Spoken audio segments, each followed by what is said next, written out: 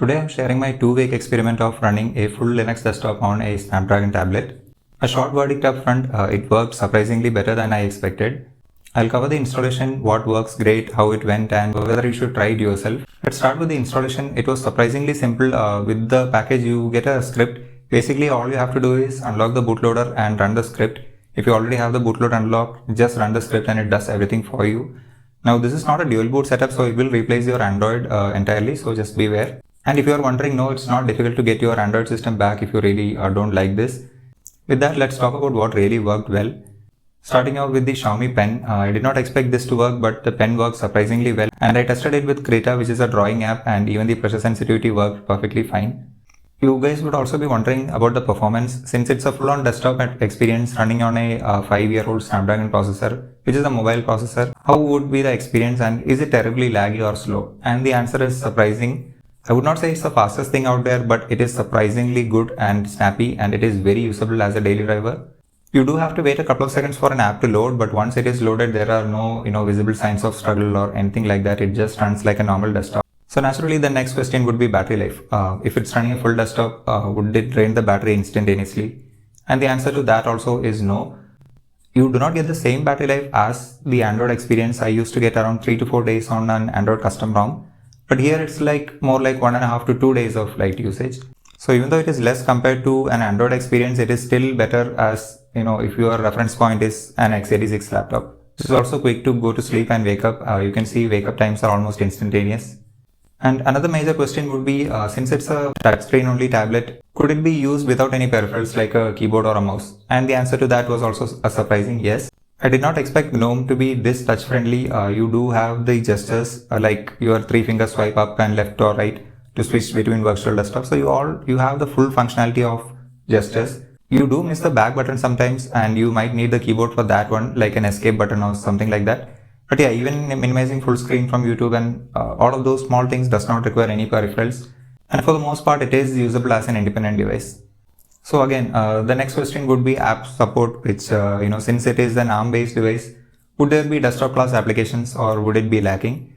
So far, I did not find much lacking. I did find popular applications like VLC, OnlyOffice, desktop editors, Kdenlive, and so on. I'm not sure whether those are native applications or x86 versions running in translation. So I'm not sure of that. So I'm not sure of the exact full app compatibility situation. But for my usage, I was able to edit documents. I did not render a video, but I just scrolled through that, got a feel of the editing. It's not the smoothest, but yeah, it does work. So for the most part, app compatibility is good and you do get the full Linux desktop experience with this. So those were the highlights. Now let's talk about some downsides of this. Since Silverblue or the Pocket Blue, whichever distribution this is, it's an immutable distro, which means you cannot use the normal DNF command to install applications. It does come with something bundled called the toolbox, which is like a containerized environment. So you have to learn that to install the applications using the DNF command. I have not been able to install all applications on that. So, I have some learning to do from my side.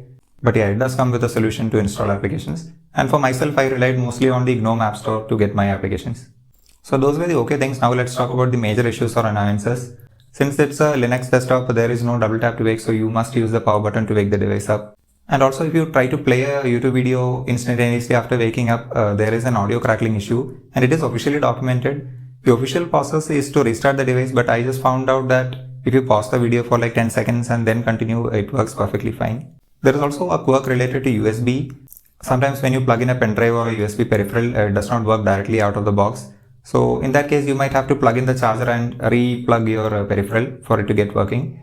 It does not happen often, but for an on-the-go device, if you do not have a charger or a plug point around it, it might get annoying. There is also no night light support in the display settings, probably because of the lack of a color profile.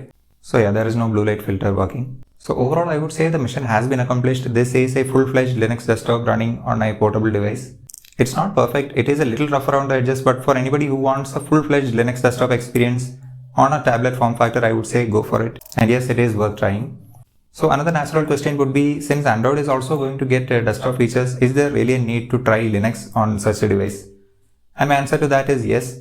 It is my personal opinion. Seeing the news that is coming out of Android with the restrictions in sideloading and Google enforcing its strict policies on Android, like the difficulty in running banking apps in custom ROMs and all the difficulties that are being faced.